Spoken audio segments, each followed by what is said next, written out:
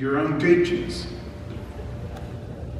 And I know a lot of people that have great teaching ministries, but I'm not sure they're living it. And normally, if you want to know what the main thing is that God is speaking to someone, listen to their teaching.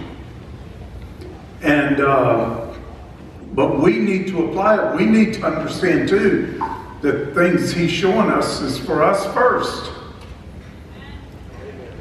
All right? But anyway, you're going to be hearing a lot more from Zorro, not just during this conference, but we always hope the people we bring here, there's a connection made. You continue, when you think about somebody, pray for them. Listen to them. If they have something new coming out, seek it out. But lest I digress, I've still got a lot to share. I don't think there's ever been a conference. We've done, I'm quite sure, over 300 conferences. Could be over 400. We quit counting a long time ago. That's what we do. It was a strategy and vision the Lord gave to us. Back in 1988, He spoke to me about how He was going to use conferences today the way He used feasts in Israel. Where if there had not been those times when all the tribes had to gather together in Jerusalem, they would have lost their common vision. Each tribe had their own vision, their own prophecies, their own land, their own inheritance, but they could not lose the fact that they were also one nation under God. We are one nation under God. We're one holy nation under God. Doesn't matter what denomination you're in, doesn't matter what movement or anything else, we are one, and we have to live in both realities. It's okay for your church to have a different vision than any other church in town. It should have. My body would not do any good. It wouldn't make it very far if all the members of my body started thinking, I want to be a heart. And my lungs start trying to function like a heart. This wouldn't come out good. We need to respect the uniqueness. God's unity is not a unity of conformity, it's a unity of diversity. He made every snowflake different, made every one of us different and unique, and He wants us to be unique. One of our team one year when we were seeking words for this conference, the Lord just gave a vision of a broken copy machine. And that's been back when people used copy machines. He said, Lord, what is this? He said, copies they're broken. And I'm not going to fix it. He loves the unique. If you're called to be a prophet, you can learn a lot from Isaiah, Jeremiah, Agabus, present prophetic voices and all. But if you're trying to fashion yourself after one of them, you're not going to be what you're called to be. You're not going to walk in what you're called to be. None of us are. We all have our own unique path. Okay. One thing that's happening today is revolution. We're in a time of revolutions. And I think most of them are liberation movements seeking to set us free as we were created to be in the very beginning, which where the Spirit of the Lord is, there's liberty. There has to be liberty. That's why He put the two trees in the garden. He didn't put the tree of knowledge there to trip them up. But there could be no true obedience unless there was a place where they could disobey. There had to be the freedom to disobey so that they could prove their obedience. There can't be any true worship unless there's the freedom not to. You understand what I'm saying? We cannot force these things on people. God did not make people to take things that way. Now, we can force behavior on people. You can teach a parrot what to say and do. You can teach them how to behave. We can make people behave by putting them in jail. But all the disobedience is still in their heart. That won't take what's wrong with the heart out of them. So anyway, one of the things we've got to do, and one of the reasons why, it says the Lord created the nations and gave them boundaries.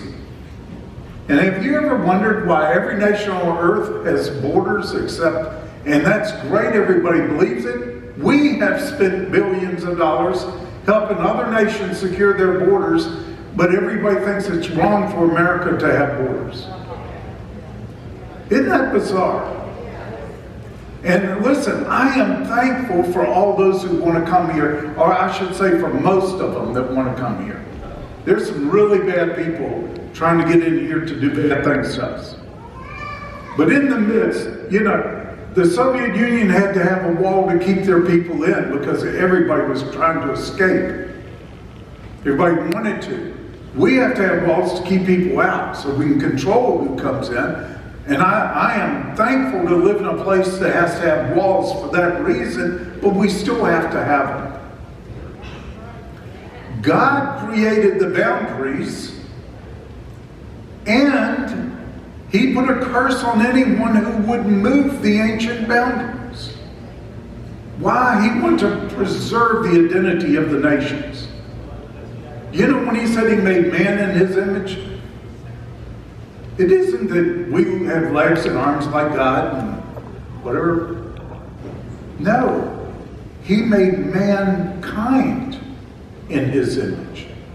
And it takes all of the nations, all of the cultures, all of the races, all of the tribes together to reveal Him. He is so big, so huge. Until we come to the place where we love uniqueness, when we meet somebody different from us or who believes different, our first response isn't to shut them out or shut them down, but say, hey, there's somebody I can learn from. They've got a perspective. They know something I don't know. Now, that doesn't mean we accept everything everybody else has. You have to wait, and we want to have sound biblical truth. We want to be devoted to it without compromise. All of that, of course. But one of the key things the Lord said when He warned, almost everything He said about the end of the age, when they asked Him that question, what are the signs of the end? They weren't happy, good things. And one of them that He's talked about, He says, nation would rise against nation. And that's the Greek word ethnos, from which we derive ethnic. He wasn't talking about countries fighting each other. He was talking about ethnic conflict being one of the ultimate issues at the end. And it certainly is becoming that. What did He say about His church? It would be a house of prayer for all ethnos. And we've got to be open to everybody. And not just try to make them like us when we meet them. He made mankind in His image. Okay, now, here's something, I can't give you a full explanation to this. This is one of those things that's a thought, a little too big for me to explain. But He says, pursue peace with all men and the sanctification without which no one will see the Lord. Okay, that says this is one of those scriptures we need to stop on for a while. We really, Lord, what do you mean by this? Why do we need to pursue peace with all men? He didn't say some. Now, I believe there has to be in our nature the desire to pursue peace. But that doesn't mean we're going to have peace with all men. But we, for our part, have to pursue it. That has to be our default. Well, when we meet somebody who's different, someone we have conflict with, we really have the devotion that we're going to find the bridges. When he says, how can two walk together unless they be agreed? Many have misinterpreted that you cannot walk together with anyone you don't totally agree with on everything. Nobody could walk with anybody. You would all be divorced. That isn't what he's talking about. But what he's talking about, we walk with people at that point where we agree. And if we walk with people in those areas, those points, we may end up agreeing on more things, maybe not. I know Nicholas was one of the co-founders of the World Public Forum on Civilizations and Religions. One of the most remarkable things I've ever seen. Brought government leaders, academics, and religious leaders from every major nation, I think. And they came together. It was called a Dialogue of Civilizations. And it really was meant to be a dialogue. And you had some of the most bizarre things. But there are pictures with members of terrorist organization, Muslim terrorist organization, having cigars and drinks with rabbis from Israel. And something started happening there. And when I was there, some of the guys I liked the most and I ended up bonding with the most were terrorists. I started thinking, well, I'm a terrorist too in a way. I don't want to blow people up. I'm not talking about that kind of thing. But I want to strike fear in the heart of everyone who seeks to bring people under bondage. And I want to strike fear into the true racists. Have you noticed that the true racists are those who accuse everybody else of being racist? And that the most intolerant people on the planet are those who demand tolerance, absolute tolerance from everyone else? That's hypocrisy. We need to deal with that the way Jesus did. Call them hypocrites. Don't back up. Don't restrain. That's the only hope of waking them up. But he goes on here. We've got this default. Pursue peace with all men and the sanctification. I think those are connected. There really is something that connects us to the sanctification that is the true holiness, sanctification without which we're not going to see the Lord. That it purifies us. It takes us out of ourselves and helps us to get free of a lot of the self-centeredness and arrogance and many other things.